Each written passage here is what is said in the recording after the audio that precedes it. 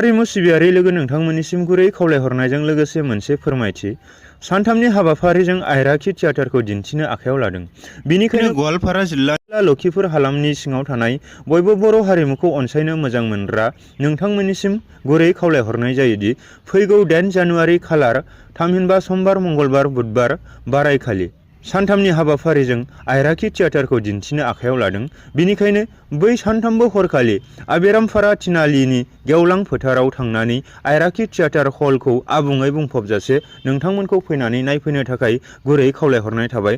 लोगोसे बर' हारिमुनि बाहागो बर' थियेटारखौ फोथांनानै लाखिनायाव नोंथांमोनहा सहाय आरो मदद होगोन होननानै मिजिं थिहरबाय आरो फिन बुंफिनबावदों थावनि आबेरामपारा थिनालि अपोजिट दाबा 8-9-10 जानुवारि आइराखि थियेटारखौ नायफैनो दाबाव।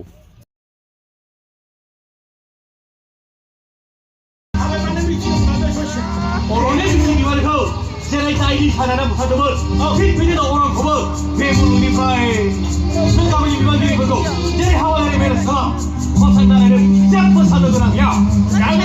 जागोन बेफोर खामानि जाबाय आंनि आथियाव जे खामानि आं ओरैबायदि बांसावगोन ना बोलोजोंल' नङा सोलोखौबो बाहायनांगोन। जागोन बेनि जेबो जिंगालासि बेफोर खामानिखौ आं गासैखौबो खालामजोबगोन आरो बै गामिनि लिडारफोरखौ आं मेनेज खालामगोन।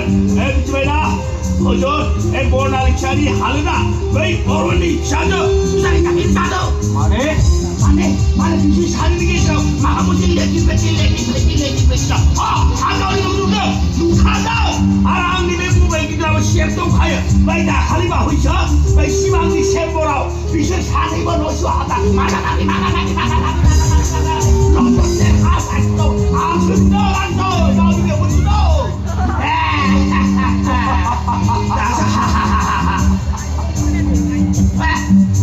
बर'नि बिबारखौ नायनि साजायना मोसानाय दंब्लाबो बर'ना मोजां मोनाखै नैबे नारगा मा रोखोमनि मानसि अजोंनो बुंदे अजोंनो आंनिबो रुबैबोथे अरा आंनि फिसा अन्थाइखौ सोमानायनि आरो बे अरा आंनि फिसा बन्दानि मेगनाव मोदै बोहैनायनि आरो बे अरा सेम लानायनि अरा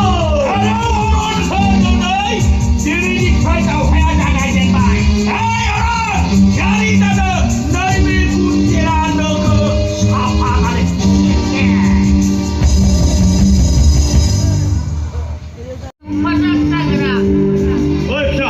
बिदि नांगौ नङा आं